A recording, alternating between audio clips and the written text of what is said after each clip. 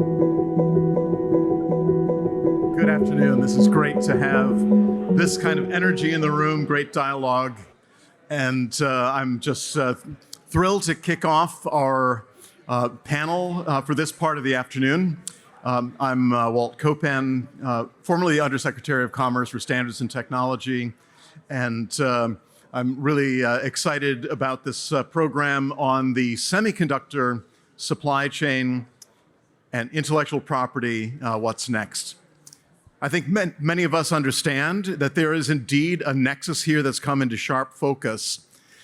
Supply chain brittleness that we've seen over the past several years, and certainly exacerbated by the pandemic. We've seen key shortages, key material requirements that have kept product supply and demand out of balance. We also see that in the midst of all this, core intellectual property for the semiconductor sector, for design, fabrication, for material selection, are all affected and all in the hands not only of global multinational corporations, but dealing with macroeconomic and political influences. Clearly, intellectual property rights underpin market innovation, drive economic growth, competitiveness, and trade. And in this new era of global alliances, new partnerships, and strategies, new supply chain relationships of trust are required. And in particular, as we've seen the influences not only of the ascendance of China in the standards process and their role in the semiconductor space, clearly the role that Taiwan plays for global semiconductor supply, and also the influences that we've seen from the war of Russia upon the Ukraine. So we have a wonderful panel that's assembled this afternoon to unpack these various connections for us. Unpacking also the issues around standard essential patents and licensing that are underneath the trusted manufacturing relationships that are critical to the semiconductor supply chain. So without further ado, I'd like to introduce our distinguished moderator. Chad Bown will be joining us. He's from the Peterson Institute.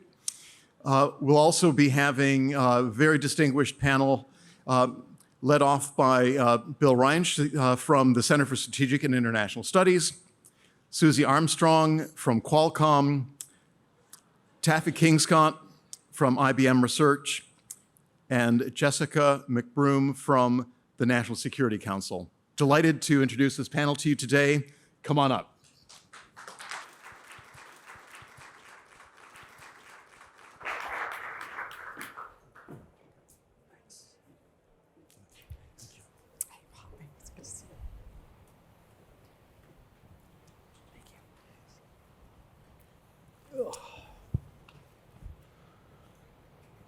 Thank you, Walter. My name is Chad Bown, and I'm a senior fellow at the Peterson Institute for International Economics here in Washington. I'm an economist by training, and before 3 years ago, I think if you'd asked me anything about semiconductors or supply chains or resilience or any of those types of topics, I probably would have tilted my head at you and looked like this. But like all of you, the events over the last 3 years have made me an expert in semiconductor supply chains and resilience. So good job, us. And that's said in a bit of jest, but I think the main point is there is no industry and no supply chain that has been more caught up in the events of the last 3 or 4 years than this one. And so there's no greater example, I think, to really highlight a lot of the issues that are confronting the global economy today, but also issues in supply chains and resilience and intellectual property. And so dating back to July of 2018, semiconductors were amongst the first products that the Trump administration hit with tariffs, 25% tariffs from China. Then we had, obviously, the export controls that were impacting Huawei and other Chinese firms. Obviously, with the COVID-19 pandemic, shifting all of us to this new work from home, leisure from home, school from home environment created a huge shift in demand away from services and toward goods. And what that meant was laptops and servers and everything you could imagine that might have a semiconductor in it, which obviously impacted the industry. We had lockdowns for health-related reasons at various places around the world, which impacted supply chains. We had winter storm events in places as far-flung as Texas that shut down plants for a while. We had fires at plants that shut down plants for a while. And then now we obviously have the latest events in Ukraine and Russia. And so semiconductors are not obviously a critical component to all of our lives, but involve a supply chain that is both incredibly complex and has been under enormous strain over the last 3 or 4 years, and yet in some respects has dealt with it magnificently, but for the shortages, which is everybody wants more, right? And so our panel today is going to talk about a number of these issues in great depth with a tremendous amount of expertise. And they've already been introduced, so I won't go through that again. But what I will do is to kind of point to them one at a time and ask them. I'll start with probing questions, and they'll probably ignore those and just say whatever it is that they want to say. But let me get us started then with Susie. So I'm going to go to you first, Susie Armstrong. And maybe you can provide us with a little bit of more insider information and detail about what it is about the semiconductor industry and its supply chain that is so different from anything else, so critical, the role that IP plays within that, and especially the United States' role of leadership within this supply chain. Great. Well, thank you. And it's an honor to be here, and thank you for the invitation. So Chad, you have a story about semiconductors. I have a story about government affairs and policymakers. When I was asked in 2015 if I wanted to work in DC, where my husband was, part-time or all full-time for our government affairs group, I said, well, what do they do? And I soon found out. So in case you haven't, and policy matters, in case you haven't heard earlier today, Qualcomm's the world leader in wireless R&D and a leading supplier of wireless chips for over 35 years. I spent most of my 28 years at Qualcomm in the chip division from the time that it was actually created until I went to government affairs. We've invested over $73 billion in inventing technology, clear from 2G, 3G, 4G, 5G, artificial intelligence at the edge, imaging systems, so not just wireless, but the technologies that are around wireless. We bring those inventions to life in the form of semiconductors that power phones, networks, IoT, automobiles, medical devices, everything else you can think of. We have this position in the wireless semiconductor industry without owning manufacturing. We are a fabless semiconductor maker, and we want to focus our talents on where we are good, which is the innovation and the designs, and then work with other companies to manufacture those designs. Hence making us experts in supply chain management, especially without having our own fabs. So the connection between IP and supply chains is actually, at one level, it's very simple. Without those inventions and without the design that a company like Qualcomm does, or Intel or an NVIDIA or any other fabless manufacturer, there's nothing to actually manufacture. Furthermore, it's in the design phase that you actually set not only the functionality in a chip, but the security in that chip. In turn, if we have a shortage of manufacturing, then none of those inventions, none of those standards, nothing comes to life. So, it's very important to have both the innovation and then the ability to manufacture and bring those inventions to life. The national conversation around semiconductors is in my mind, very needed and very healthy. But the innovation, be it in the technology that drives chip design from the Qualcomms and the NVIDIAs and the Intels, and also by the US manufacturing tools companies, the Lams, the Applied Materials. I think that's a third leg of the stool, if you will, that sometimes people overlook, it's a place where the United States has a far lead in that innovation and in that R&D. And if we lose that innovation position, we lose the whole semiconductor industry, regardless of who puts in and where they put in manufacturing capability. There's no leading designs to put in that in those new domestic fabs. So, I hope we can get into more details as we get questions from the audience and questions from Chad here. But that's sort of the point here, and the connection between IP and supply chains is that innovation position. Thank you. Thanks, Susie. Jessica, I'm going to turn to you next. So Susie just, I think, described for us some of the basic elements of what semiconductor companies in the United States, especially fabless ones like Qualcomm, do in the environment that's created for them. My question for you, so you're in the Biden administration at the National Security Council. You think about a lot of things. You've got to worry about a lot of things, and not just semiconductors. But if you could just focus on semiconductors for a moment, what are some of the biggest things that folks like you and policymakers are worried about today? Yeah, absolutely, Chad. So happy to talk about it. I actually spent most of my career before going to the White House at the Department of Defense, where I actively avoided working on semiconductors. Frankly, it seemed confusing to me. Nodes, sizes. It was like, this is not for me. And when I came to the Biden administration, I think on January 28th, one of my colleagues came to me and was like, this is a supply chain issue. This is going to shave, 1% off of global GDP this year. And we in the international economics shop, have to be on top of this.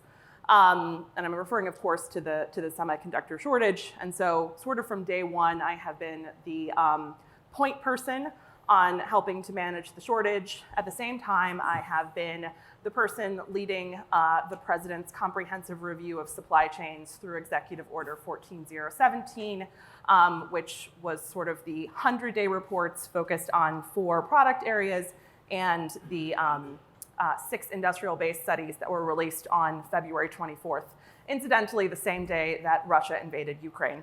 So I really haven't had a break in about 15 months, but I think that's all good news for you all. And I really think that shows how the Biden administration thinks about this. We think about it through the lens of the short term, which is what can we do to manage the shortage now, to manage the shortage that is affecting the lives of workers and keeping them off of their duties on the shop floor.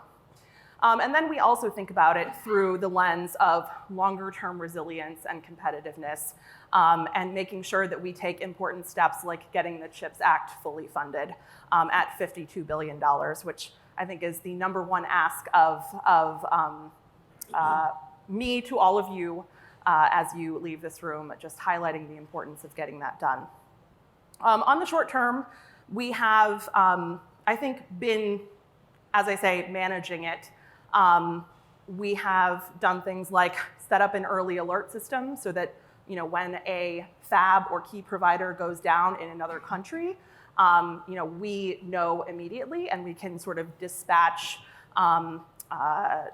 assistance, whether that's sort of technical assistance or working with countries, say in Southeast Asia, to change a policy so that we can make sure that the semiconductor fabs are able to stay open while balancing worker safety.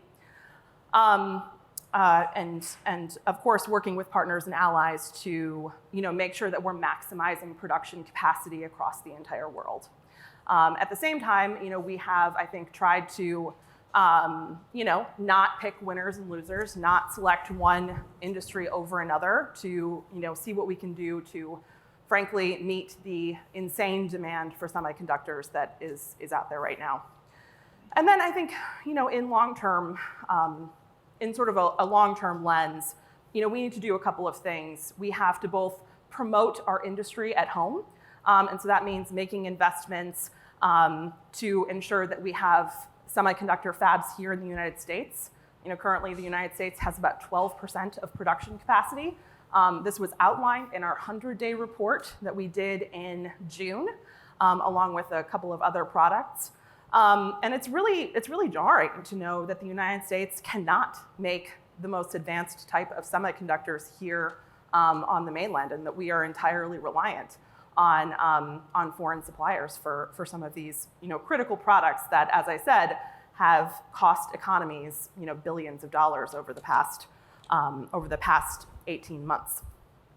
And then I would also say that so we have to promote our own industry here, hopefully through the CHIPS Act that will be fully funded.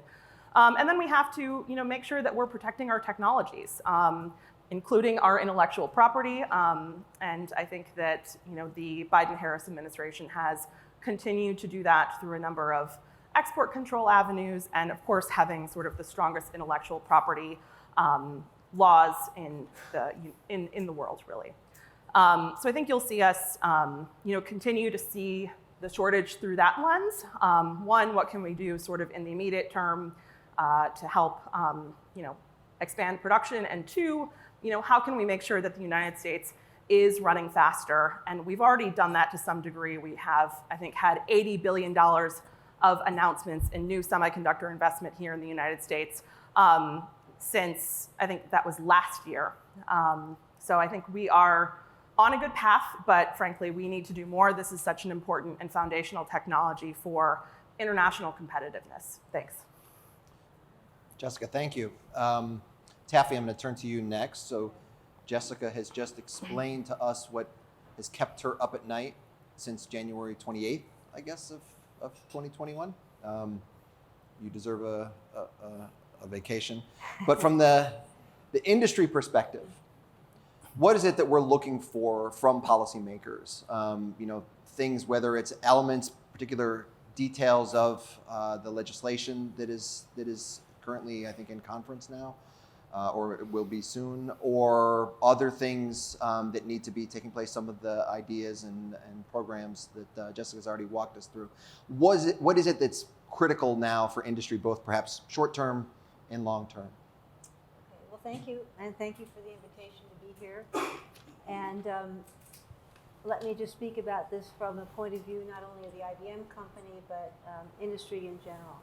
I'd say the first thing, the most important thing right now is to not only have the CHIPS Act be discussed, but be passed and funded. So what would it do? What does the CHIPS Act actually do for the United States and for the industry? It provides, it offers today $39 billion worth of manufacturing grants, about $12 billion for National Semiconductor Technology Center and the Packaging Center, and then a couple of $1 billion for DoD R&D. So why is that so important? Well, the first thing is going back to the point that Susie made with respect to the NSTC. If you don't have R&D, you're not going to have anything to manufacture. So it's really important that we do this National Semiconductor Technology Center and the Packaging Center that's proposed as well, so that we actually have a place to do advanced development and prototyping and packaging. Today in the United States, we have actually no place to do industry-wide advanced development and prototyping, and we have no packaging capability in the United States. The closest ability we have in packaging is in Bromont, Canada, which is actually an IBM facility, but in continental US, there's nothing. So we really need to fill that gap in our ecosystem. We also need to pass the FABS Act, which is a corollary to the USICA and Competes Act, and it provides a tax incentive for design that would be very, very important, and also allows for the R&D tax credit to be implemented again, to have a credit for tax for R&D. And both of these things fill this huge gap in our opportunity set. And it's really important that we think about this, because the US is an outlier right now, today, in what's happening with respect to investment in semiconductors around the world. The EU is on the verge of passing its version of the CHIPS Act, which is, they're planning to fund $48 billion over a 10-year period. China has already passed its $100 billion over 5-year investment program. India has passed a $10 billion program over 6 years. Japan passed an $8 billion program over 5 years. And Korea has passed a $50 billion over 3-year investment program. So we're talking about, in the United States, $52 billion over 5 years, which allows us to get into the game, allows us to stay in the game. So this is really, really, really important. I think we also can't forget that the US invests in a lot of basic research, very, very importantly, whether it's through the DoD, through the DOE, in the Office of Science, or in the NNSA, through the National Science Foundation, and through NIST at Department of Commerce. So those investments are really critical to augment. I mean, that's the foundation that we build off, and then we can augment it by this activity in the chips.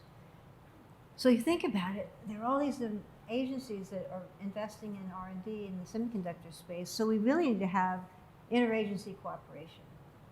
And the CHIPS Act establishes a subcommittee in the National Science and Technology Council, a subcommittee that would focus on semiconductors and develop an actual national strategy for semiconductors. So what's holding us up? Why aren't we doing that? And why don't we actually get going on this industrial advisory committee so that there's an industry voice participating in this array of activity that's taking place by the feds? And finally, I think that we really have to think about 2 more really important factors. One has to do with workforce development and training people from the kids in STEM education, as well as at community colleges and undergraduate schools and graduate and postgraduate schools. We need to have people who are technically adept to work in our industry. Not only from the US, but frankly, we need to address immigration. We need to, I mean, many people have said over the years, we need to staple a green card to the diploma of our graduate students and let them stay here. They've, terrific opportunity for the United States to get the right talent. And finally, we can't forget about what's going on in the rest of the world with respect to public-private partnerships, whether it's IMEC in Europe, or LEDI in France, or the Fraunhofer Institutes in Germany. We have a lot to learn from those folks, and we have a lot that they can bring to our table, just as we can bring activities to their table. So I think those are the areas that I'd like to focus on. Right. Thank you so much. On IMEC, there was an interesting quote by, I think, the CEO of IMEC in the Financial Times just yesterday, suggesting that perhaps as part of the new legislation, there was going to be funding involved that would allow them to set up some sort of facility in the United States to be able to do some of what they do in Europe, but actually do it here in terms of working with universities and industry and those networks. And so if any of you know anything about that, I think we'd love to hear more about that kind of model as well. Lastly, we're going to turn to Bill Reinsch. And Bill, I'm going to ask you to, what does all this mean? If we, I think you're sort of like me, not necessarily an expert on the industry itself, but somebody who thinks about these things as part of the bigger picture and the bigger trading system. How should we think about what's confronting this particular industry in this particular moment in time and in the current environment that we face? Well, a lot of the work I do at CSIS is, I'm a trade person, and a lot of the work I do is just trying to get different groups to speak the same language. Trade is kind of a language all its own. So is tech, I think. We're doing a lot of climate work, and I can tell you, climate is a different language entirely. And we spend a lot of time just trying to get people together to understand each other. And so what I'm going to do is kind of a little mini tutorial on some trade issues that this discussion raises, just sort of food for thought. And I think if you look at the big picture, for a long time, trade and security were sort of separate. They were kind of in separate universes. When I served in the Clinton administration, and my impression was that's certainly the way that President Clinton looked at it. And there's a couple areas where things crossed over, but it's sort of different universes. And what we've seen lately, largely because of the US-China relationship, is the conflation of security issues with the trade policy issues. And the tip of that particular spear is semiconductors. They've become, I mean, this is not a new debate. We had this debate with Japan. When you're old like me, you remember, you know, in my case, the 80s. I even remember the 70s. But the difference is that semiconductors have become a much larger part of the economy in the last 30 years. But relevant to today's discussion, they've also become not just a larger part of the general economy, but they've also become a critical element in defense applications. And that creates a security issue. And that means that if we have a self-sufficiency failure, there are security implications to that, as well as economic competitiveness implications that we need to keep in mind. And that gives the problem an urgency that I think has been lacking in the past. And the fact that this time really the challenge comes from China, which is both a security and economic competitor, as opposed to Japan, which was only one of those, makes the issue even more important. So I want to say a couple words about the trade implications of that. And you begin with a metaphor, which is think of it as running a marathon. And if you're running a marathon, there's only two ways to win. You run faster or you trip the other guy. And tripping the other guy you're not supposed to do that in marathons. But in international economics, that's okay if you follow certain rules. And that's what we're going to talk about is the rules. A lot of what my colleagues have been talking about is the running faster part, which ultimately I think is the best strategy, and it's one where this administration has focused a good bit of its attention, as Jessica was saying. But there are trade implications for both running faster and for tripping the other guy. The main trade implication for running faster is subsidies. And that's what we're talking about. When people talk about the CHIPS Act, they don't say that it's not a four-letter word, but in trade, subsidies is, you know, it's an issue, a word that makes you raise your eyebrows and frown a little bit. In trade terms, a subsidy is a specific benefit provided by a government body to a specific company or industry. So an across-the-board tax cut, an expanded R&D tax credit, that would not be an actionable subsidy. But financial assistance to a chip company, whether it was a cash grant, a loan on favorable terms, a loan guarantee, free land for preferential zoning for a fab plant, guaranteed purchase by the government, or at least 100 other permutations of that, whether government means federal, state, or local, those are all subsidies under international rules.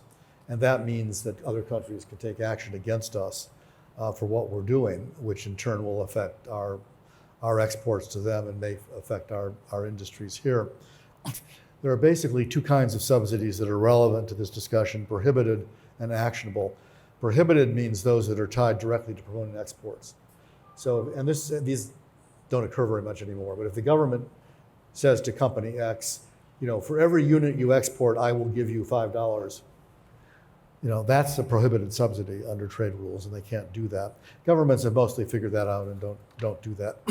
Actionable subsidies are those that give a company or an industry an advantage that proves injurious to their foreign competitors. In that case, the foreigner's government is permitted to put tariffs on, in this case, the US export, to offset the advantage that the US company has gained via the subsidy, if it concludes that there actually was a subsidy, so they have to prove that. And second, they have to conclude that it's actually injured their industry. So this is kind of the case of no harm, no foul, too. And a lot of the debate ends up being about that. What that means for this discussion is that if the US wants to provide subsidies for chip production that don't break the rules, it needs to design its programs carefully. And the argument that I frequently have with the trade people versus the tech people or the climate people is, us trade people say, you know, there are rules, and It works better if you design your program to adhere to the rules, because then you don't have all these downstream consequences. The other side tends to say, well, but this is a really important problem, and if we're not going to be adequately sufficient in chips, that's a problem of such great magnitude that you need to change the rules so we can do what we want. And the trade response is, well, it's not very easy to change the rules because they're multilateral rules and they affect everybody. And then the debate goes on and on to usually an inconclusive point. But if you're the US government, you have to think about this, and you have to think about designing the rules. And there's kind of a spectrum of acceptable behavior here. Generally speaking, subsidies for basic or fundamental research are okay. Subsidies for the design of new product are probably okay. Subsidies for actual production might or might not be okay, depending on how much of the production is exported or how much of it displaces imports. Subsidies linked to exports are definitely not okay.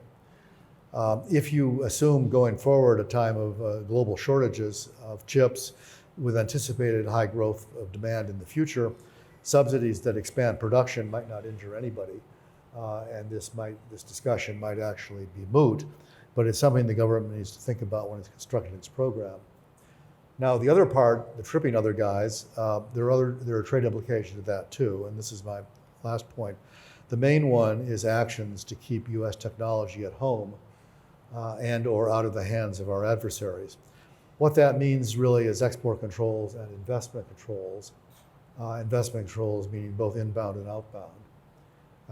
Inbound controls already exist in the US, think CFIUS and related issues. Outbound controls are under discussion and have been included in the House version of the China Competes Act that is now pending or about to be pending in conference. Although we refer to these as export controls and investment controls, if you think about it, they're really IP controls because they're intended to keep our intellectual property out of the hands of people that we don't want to have them. And that's what this particular game is about. What we've learned over the years is that this is an area where a multilateral approach is particularly important if you want to prevent leakage. We are not the only people that produce chips. We are not the only people that manufacture the equipment that is used to make chips. I was just meeting around the corner with representatives of the Dutch industry, and they have views about this subject, as you might imagine. There are multilateral regimes that have been created and that are designed to deal with this problem collectively so that those of us that are technology leaders can all try to approach the problem the same way. They've turned out to be cumbersome and in some cases have members that are the same countries that we're trying to keep our technology away from. So it appears that the US is going to try a different strategy, which is forming coalitions, smaller coalitions of key countries. There was a report from a Korean journalist late last week, about exactly this, that the US was trying to put together exactly that kind of coalition on semiconductors with Korea, Japan, and Taiwan. The thrust of the article was that Korea had not, at that point, agreed to do it for a variety of reasons we can get into if you want. But I think this is the approach you're going to see going forward. If you want to protect IP and really keep it out of the hands of primarily China, then what you're going to see is a collective effort led by this administration, but encompassing a number of other countries. In a number of sectors, I mean, we're mostly talking about semiconductors, but there's a lot of other sectors that have critical military applications that are not semiconductors. In all of them, the number of countries that actually produce the stuff that we care about is relatively small. And so putting together smaller coalitions is a feasible strategy if you can get the countries to agree to it. And that, I think, remains to be seen. And with that, I'll stop. Thanks, Bill. That was great. And I'm gonna take a couple of minutes to go back to each of the panelists and kind of collectively to poke them on some of the things that they said, and then we're going to open it up for broader Q&A from you all. Susie, I might start with you just to kind of put you on warning, but I want to build off of some of what Bill said, which is, we see this big collective push on subsidies as a very different U.S. environment in terms of our policy position relative to how we've been for the last 60, 70 years, not really in favor of industrial policy. My question ultimately for you is going to be, why are we doing this? Why do we need to be manufacturing, especially? So let's talk about just manufacturing maybe for a moment. Why do we need to be manufacturing it here? So let me read off some of what I think I've heard others say. So some of the argument is, well, there's certain things that for national security reasons we need self-sufficiency and we need to have that here. Okay, I can understand that. Maybe we're worried about China. There are arguments that some of the leading edge stuff only right now happens in Taiwan or perhaps South Korea, and while they're our friends and allies and we're not worried about them, they are, geopolitical hotspots, and having so much of the leading edge production, and even in an age of climate related disasters or pandemic health related disasters, having so much of the leading edge manufacturing taking place in geographically concentrated places could be worrisome. But are there other kind of more pure economic reasons why it's beneficial to do the manufacturing here?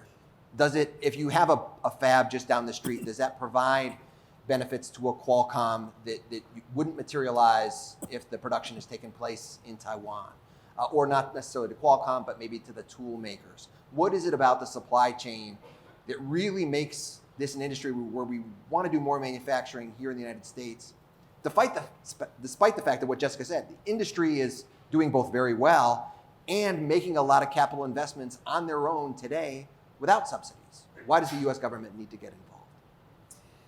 Let me first take it back to, I'm not sure I would completely agree that we need to do all the manufacturing here on domestic soil.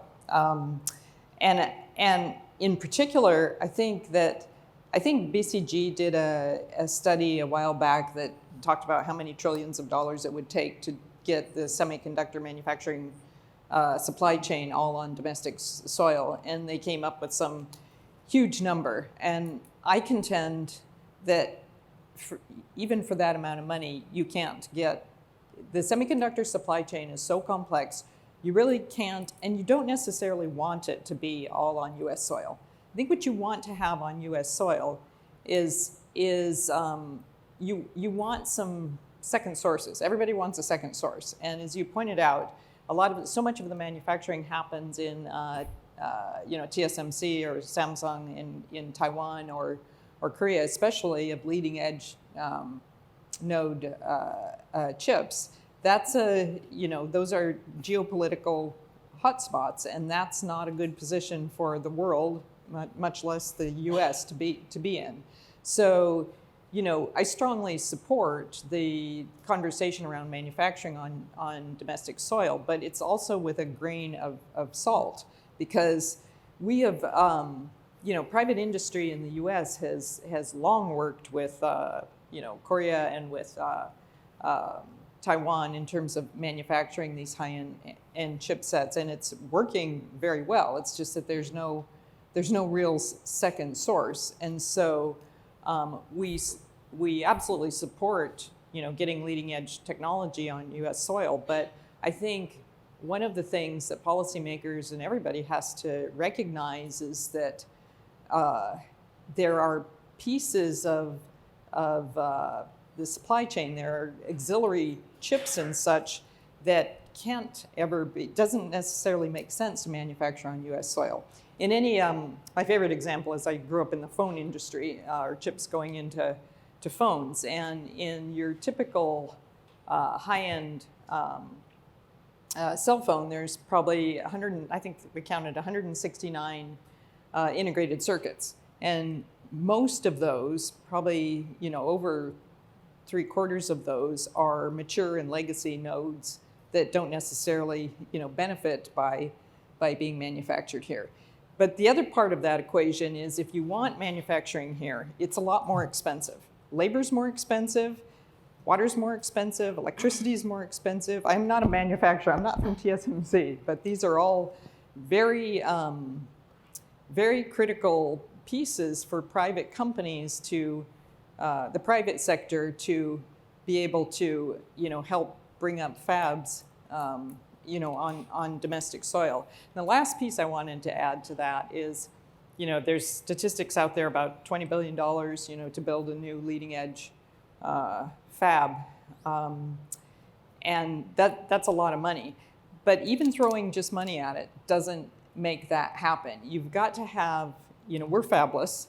You've got to have a company like Qualcomm with the scale of Qualcomm working, probably 2 years in advance with your new fabs coming up in order to actually be able to have those fabs come up and produce in the kind of quality and volume that a customer like Qualcomm needs. And so it's this complex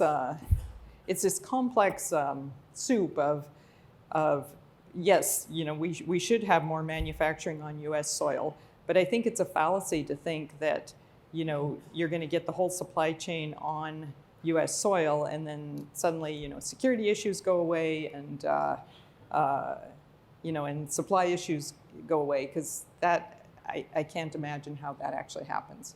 And to your point about subsidies, again, private industry is doing well. There's serious considerations about that the pandemic has also brought to light about supply chain shortages, and what if something happens with Taiwan, and what if something happens in Korea, that make us all really want to have some of that supply chain in the U.S. But I think there's got to be a hard look at sort of the economics of that situation. Thank you. Jessica and Taffy, this one will be kind of for both of you or neither of you. We'll see how it goes. But building off what Susie said, so we do have lots of countries out there that are racing ahead with these subsidies at the same time, including many of our friends and allies, many of whom have the same exact worries as we do. So take the Europeans, for example. They have the same challenges, which is there's very little production, manufacturing taking place on European soil. They have the same sort of shortages that are impacting their auto sector. Why don't we coordinate with them? And I think the answer is we're trying to. So maybe, Jessica, I could start with you. You could talk us through a little bit about what the government efforts are to coordinate with our friends and allies when it comes to things like subsidies and other supply chain resilience policies. Maybe this is happening through the Trade and Technology Council, maybe through other venues as well. How is the administration dealing with these kinds of new coordination challenges on policy that we've never really dealt with before? Yeah, absolutely. I would say that international supply chain cooperation occupies a significant part of my time at the White House. I think most notably in October, the president held a meeting on the sidelines of the G20 with about 15 different partners. And in that, we had a chair statement, which frankly, laid out some of the conditions for resilient supply chains. And I think that is really the goal of governments the goal and the role of governments to set the conditions and let the private sector take the steps on supply chains. And within those principles, we had a couple of sort of central tenets. One, transparency. I think we have seen in the shortage that lack of understanding about when your order is going to come in and who is on the second tier of your supply chain has really driven shop floor closures. And so I think that's a really good example of why, frankly, some of these supply chains need to be a little bit more transparent, and we should, incentivize working together on that. And then, second, we had highlighted diversity, predictability, and openness. And I think this is, really important. I think it gets to, the fact that single sources, whether it's a jurisdiction or a specific plant, those drive fragility. And so we are looking for second sources, as my colleagues have said. And then I think, openness and predictability also have an important role here. Predictability is certainly an important part of what any business looks for when, they plant their new investment. And so we highlighted that in our principles as well. And then security. I think we've seen that, over the past year, some of the biggest supply chain disruptions have been driven by the fact that there were cybersecurity incidents that happened Colonial Pipeline, JBL Meatpacking, things like that, that have driven problems for American consumers. And so we're committed to cybersecurity standards. And then I would finally say sustainability.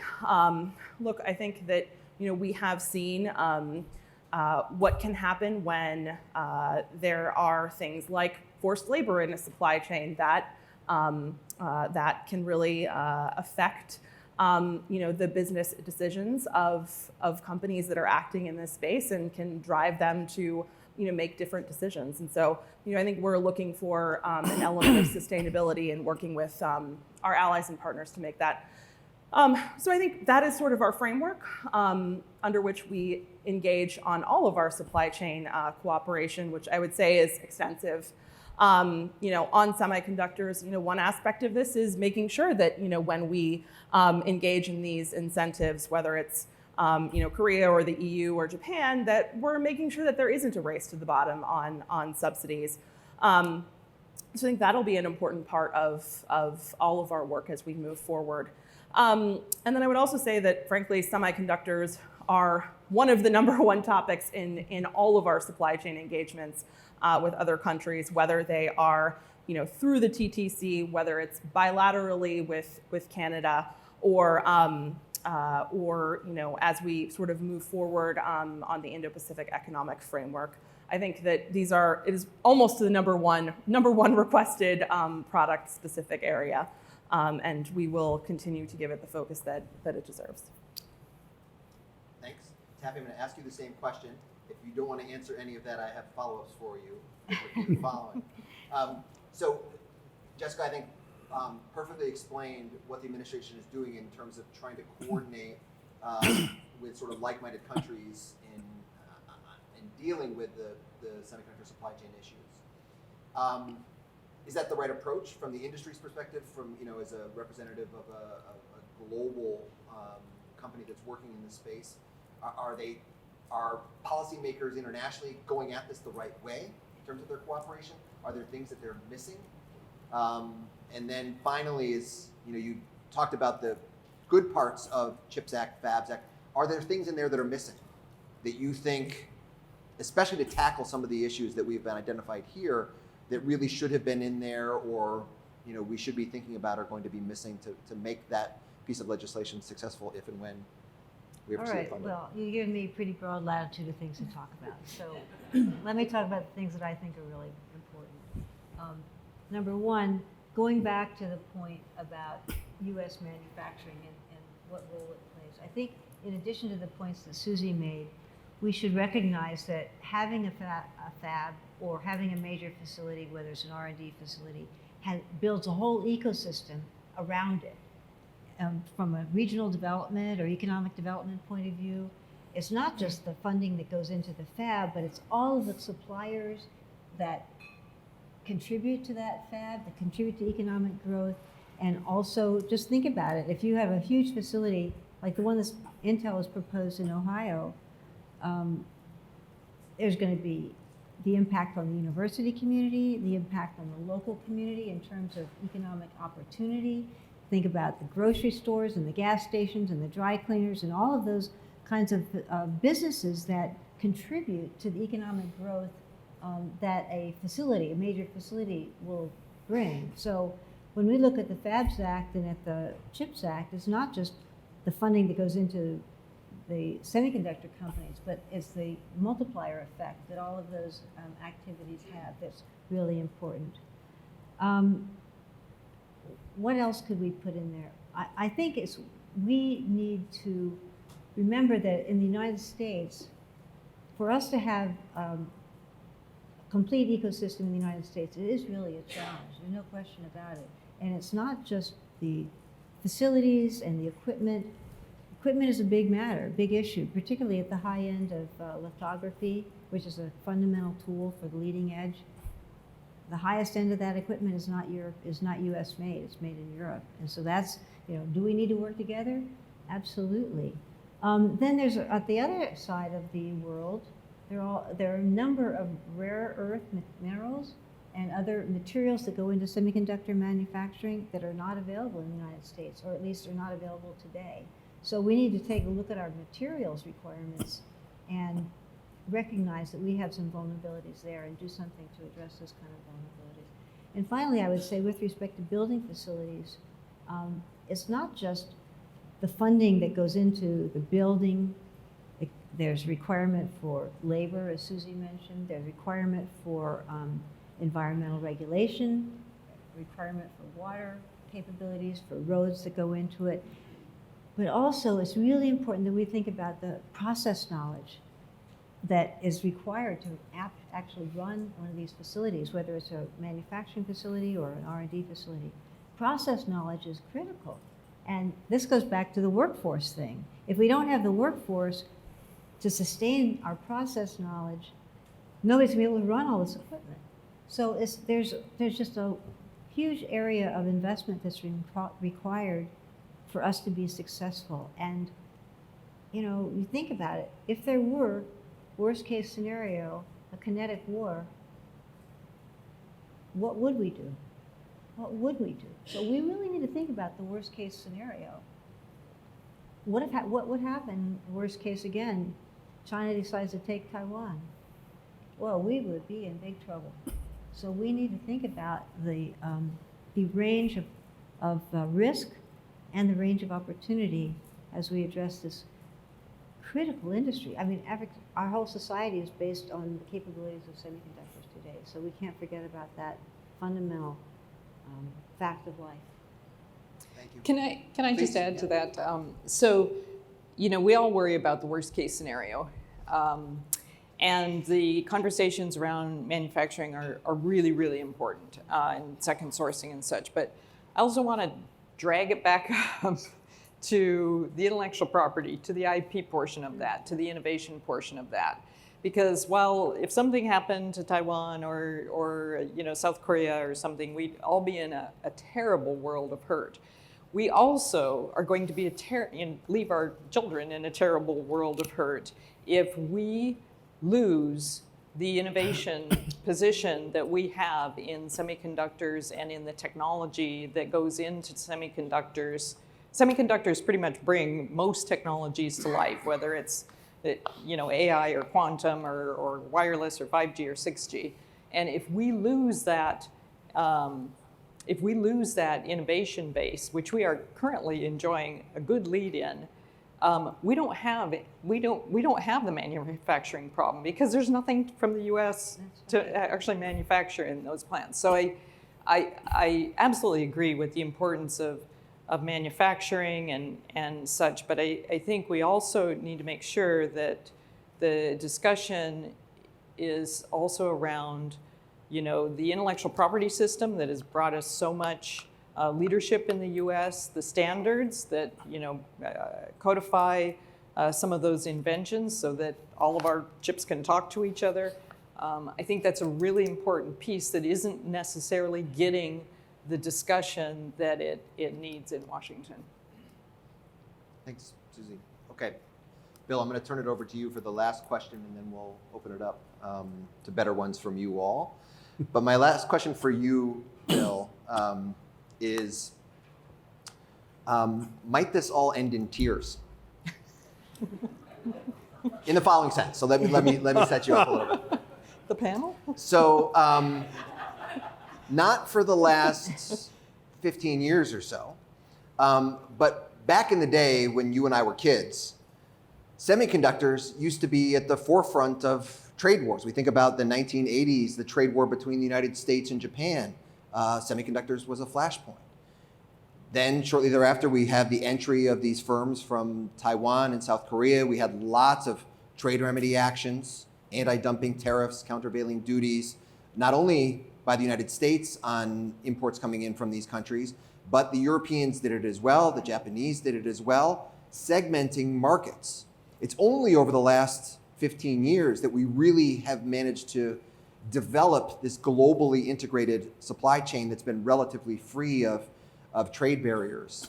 Now we're potentially heading into a world with lots and lots of subsidies. Is it possible that we end up in, a world of overcapacity where we go back to, lots of new trade barriers being imposed to try to protect the domestic industry that may have just been subsidized by governments? Will there be political pressure there?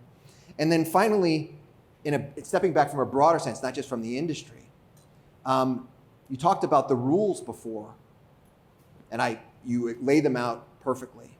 My question is, do they matter anymore? Historically, the United States has led the rules-based system, but I think some of that is now open to question with China and whether even we ourselves are going to bother to try to follow these rules anymore. Where do you stand on these kinds of issues? Well, first, I was a kid a long time before you were a kid, Chad. So the 80s were not my childhood, but I don't think it's going to end in tears. That's a wonderful way to put it. I think there's been some discussion about what would happen if we got into a subsidy war, and whether we have enough money to be in a subsidy war. I think I'm not really worried about that. The overcapacity problem tends to come up, not entirely, but it tends to come up when you have non-market economies where capital is allocated by the state and not by the market. In the context of what we're talking about here, some capital is going to be allocated by the state, but relative to private capital, it's not going to be very much.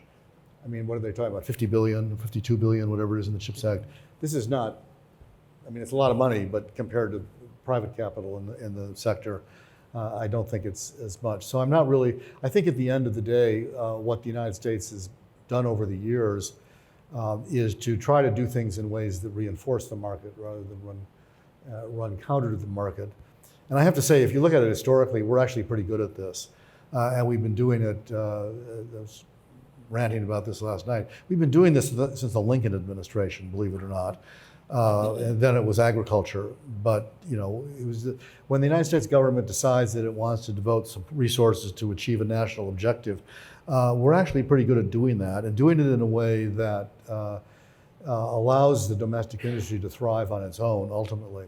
So I'm kind of not worried about crashing and burning. Can we get into trade wars over it? Maybe, because there will be people that will want to, no matter what we do, they'll criticize and attack, and we do get into wars about that, and that may lead to some fragmentation of the system, although I would probably argue that we're kind of already there in any event. And the final comment I make, which is kind of a variation of your second question, is this is in a way an easy conversation because everybody, certainly in this room, agrees that semiconductors are important. The thing the administration has not yet done, but ultimately has to, is if you're going to go down this road, you have to decide what's important and what isn't. And it's easy to pick this particular thing out and say, well, chips are important. Okay, fine. What else is important?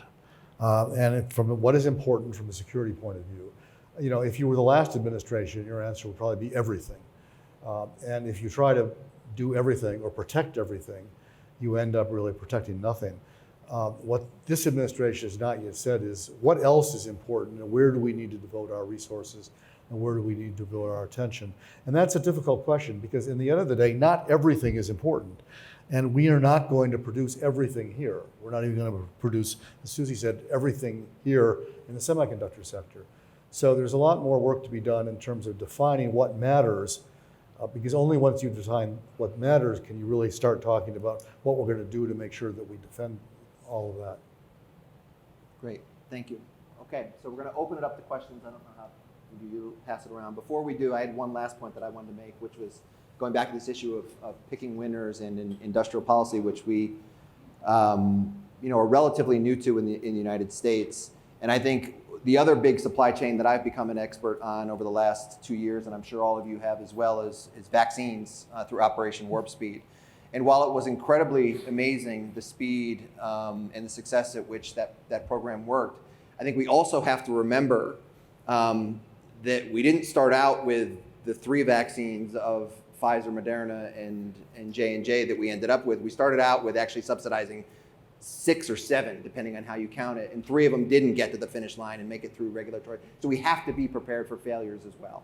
And we have to design systems, especially I would think in this industry, where there's no way you're going to know in advance how the market and technology is going to evolve in the very, very short term. And we have to be thinking as policymakers about exit strategies when things don't work. In any case, let's open it up for questions to our great panelists. Yeah, so thank you. Great panel. My question is around scenario planning, especially in the worst case scenario. How does the administration think about the worst case scenario being Taiwan, and what tools do we have to do risk management in that scenario in the next 2 to 3 years versus say 5 to 10 years? Thank you. Yeah, so I'm not going to get into any hypothetical situations. I think that the most important thing that we need to do here, as we have all sort of established, is make sure that we have a resilient domestic industry. And one that has second sources, that relies on allies and partners, and is able to stand up to some of the principles that we all have agreed to in the president's meeting on the sidelines of the G20. I would also say that some of my colleagues up here have noted that semiconductors don't exist in a vacuum. They obviously are part of an important and vast ecosystem. And so I'll also put in a plug for ensuring that we have a home for commercial supply chains within the United States government. We really don't have an office right now that is dedicated to that. And so in the Competes Act, there is I want to get the name right. It is the Supply Chain Resilience and Crisis Response Office. The name has changed so many times at this point, but this is really going to be a home for commercial supply chains within the United States government. And we envision this as being a place that one can monitor for potential impacts to supply chains, whether they are geopolitical or whether we're talking about fires in Japan or grids in Texas, to really have that global monitoring perspective and do forward thinking on this. And then also to have a set of tools to actually redress some of those problems, whether that's through purchase commitments or grants or loans or investments. And so I think that thinking about chips is important, but it's not the only thing that we get from places like Taiwan, or might not be the only item that has a single source. Right now we obviously are trying to also build a domestic battery manufacturing market, and so that's another example of a critical product that the Biden-Harris administration is focusing on. So I think we frankly need a place within the USG that is dedicated to doing this. And we hope that it will land at the Commerce Department through the Bipartisan Innovation Act. Thanks. It's one there, I guess.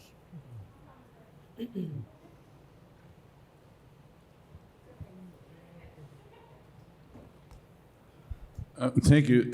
It was important to hear the recognition that as important as the CHIPS Act is, it's private investment which is going to drive this industry forward. And so in that context, you mentioned small groups of cooperation or cooperation amongst small groups of nations.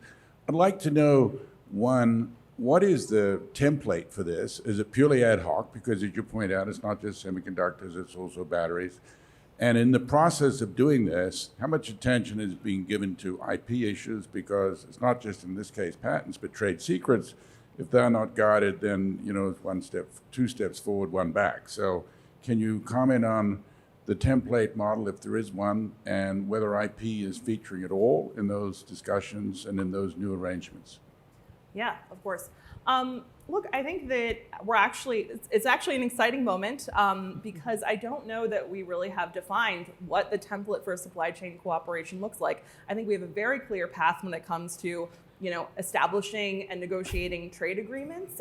But when we think about supply chain cooperation, I think that we tend to have a little bit more latitude in terms of what kind of cooperation we agree to. At the same time, I think that we don't necessarily have the same kind of levers that we do in a trade agreement, where there's very clear like market access that you can put on the table. And so look, this is, I think, a challenge that I have been personally grappling with. And I think that what I have learned is that, we need to keep in our mind that what is the appropriate role for government? And I believe that is to set the conditions, and as Bill mentioned to me yesterday, try and bring down the risk of companies that might consider establishing supply chains in other countries. And we also have to be guided by like the particular contours of whatever critical product we're talking about. I think that what semiconductor cooperation might look like is a little bit different than what sort of battery cooperation might look like, or cooperation on critical minerals. For instance, critical minerals is like a very stark situation wherein you either have deposits or you don't. And when it comes to processing, those can be sort of extremely costly operations that need to be established over a number of years, and might also have a number of regulatory barriers associated with them. And so I would say that as we kind of move forward, that is how I'm guided through a number of these activities. And then I would say that intellectual property is a foundational piece of all of this, as is production, and as is research and development, right? These things have a little bit of a virtuous cycle, and I see them as sort of fundamentals for supply chain cooperation. Can I weigh in on that? And Bill, I'm going to poke you to see if you have thoughts on this too, because we trade nerds are thinking about this all the time, because we're now in a world where we're not negotiating trade agreements of market access, and we're not using our old ways of interacting with government policymakers. We're now dealing with this. And as Jessica mentioned, the parties you need to have at the table to deal with the semiconductor resilience issue may be different from those you need to have for EVs or some other critical sector that you're worried about. But on the positive side, this is this Trade and Technology Council that the administration started up very early with the Europeans, and then sort of bilaterally similar types of engagements with the Japanese and other countries as well, I think have already borne unexpected fruit, but sort of unrelated to the supply chain and semiconductors issues. And that is the sanctions that we've seen that have come up in the war. The fact that they had established these connections and relationships so early on, and were working on other issues, that when the Russia stuff started to happen, they already knew each other and said, look, we need to pivot and start to deal with this other issue as well. And I think that's sort of a model that this framework can provide in other sectors as well. So if next year there's some crisis in some supply chain that's X, the folks that are engaged, because they already have these connections and it's sort of amorphous and set up, can hopefully be able to pivot to deal with those new challenges in a way that maybe a trade agreement necessarily wouldn't have allowed us for in the past. I promised myself beforehand I'd avoid a rant about our trade policy, so I'll spare you that.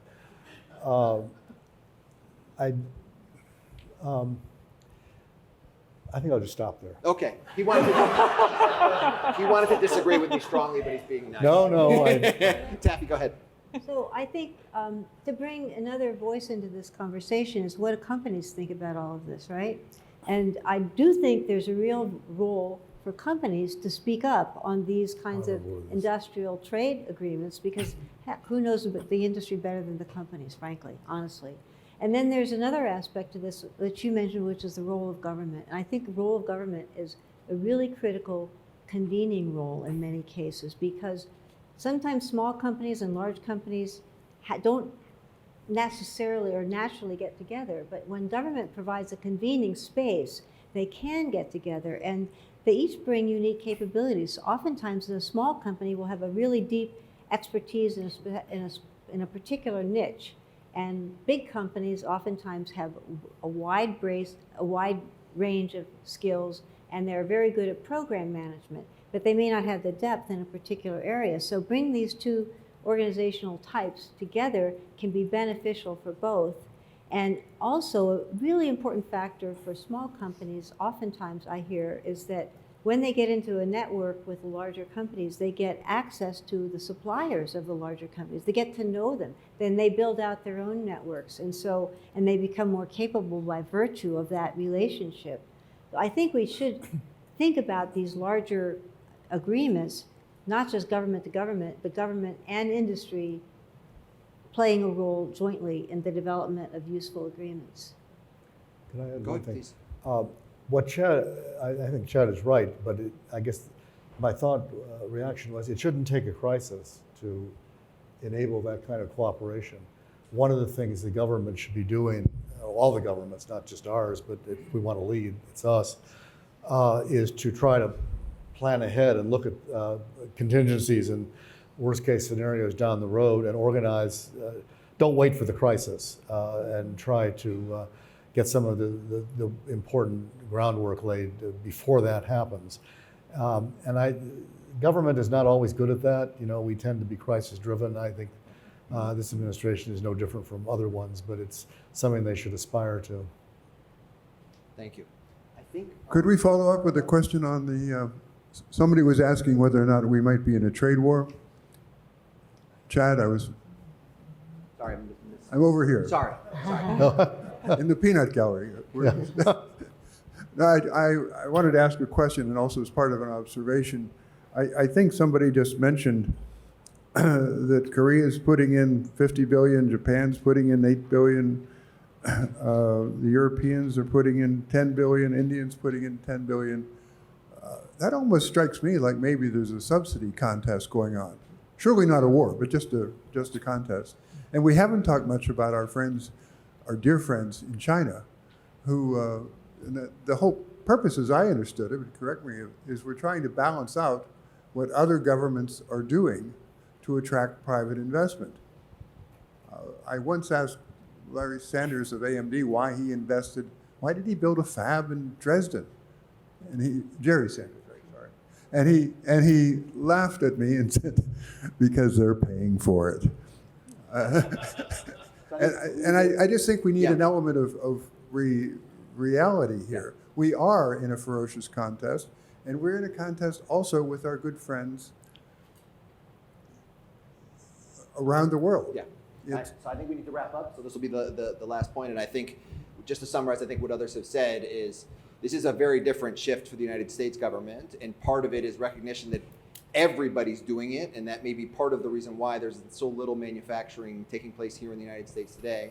So it is this balance of how much of the manufacturing do we need to have back here versus not somewhere else, whether that's China for national security reasons or perhaps Taiwan or South Korea, but for geopolitical reasons, even though they're our friends, how much of that is the issue? And then if that's the case, how do we get to this new world without having a subsidy war? And I think that's a question that we're still struggling with, and we wish the best to Jessica to figure out for us. And so with that, I think we'll stop, but thanks for the great panel.